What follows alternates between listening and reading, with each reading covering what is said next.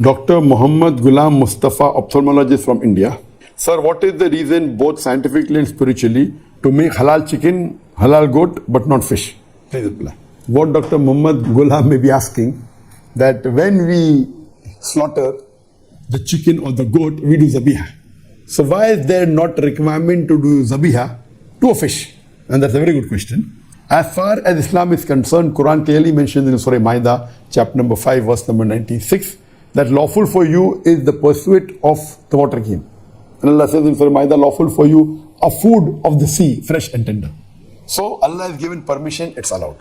And there are various hadith that also says that amongst the dead animal, the only two that are permitted, it is the fish and the locust. So the hadith, and only blood that is permitted is that of the spleen and the liver. So Islamically, it is permitted to have fish without doing zabiha. But we know Islamically, whether goat, chicken, or cow, etc., when we have to eat them, we have to slaughter to zabiha. In zabiha, what we do, there are various conditions. The main is that see to it that the knife is sharp, see to it that it's not in front of other goat, and you do it swiftly. And once we slaughter the windpipe, and the veins, and the jugular veins, and the artery, when you do it, you leave the animal will writher, and the blood will flow out of the animal.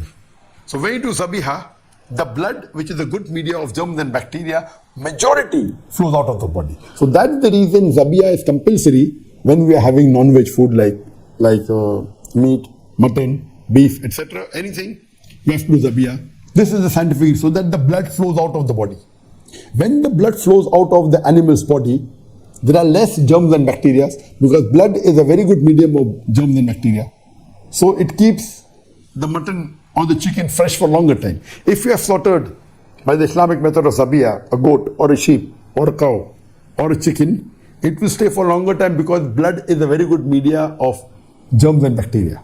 So in the normal cases, that if you don't do zabiya, the blood remains in the body of the animal, and even the disease remains, and high chances of you getting the disease. So Islamic slaughtering, zabiya, is a must for non-veg. Now the question posed is, why not zabiya for fish? Because fish is sea life, and goat and sheep, they are animals. They don't live in water. The difference in the system is that in the fish, there are gills. And when the fish dies, it gasps. When it gasps, the gills, it sucks all the blood into the gills. So in a fish, when a fish dies, when a fish is brought outside water, it struggles and you find it writhing, and then it dies. So when it's out of water, because the fish cannot breathe, so what happens? When it starts breathing, and it can only normally breathe in water. It doesn't have the function to breathe the normal air like how human animals have. So what happens? Most of the blood is sucked by the gills. So when a fish has died because of loss of air, loss of oxygen, when it dies, the blood is sucked by the gills. That's the reason, scientifically, the blood doesn't remain in the body of the fish. Number one, the blood of the fish differs from the blood of the goat, the sheep, or the animal. It's not as much of bacteria and toxins as the blood of the goat, the cow, the sheep. And secondly, the blood is sucked. So first of all, this blood is not as dangerous as the blood of the animals. Number two, the blood is sucked. Because the blood is sucked, the germs and bacteria are not there. So eating the fish is safe. This is the scientific reason. Hope that answers the question.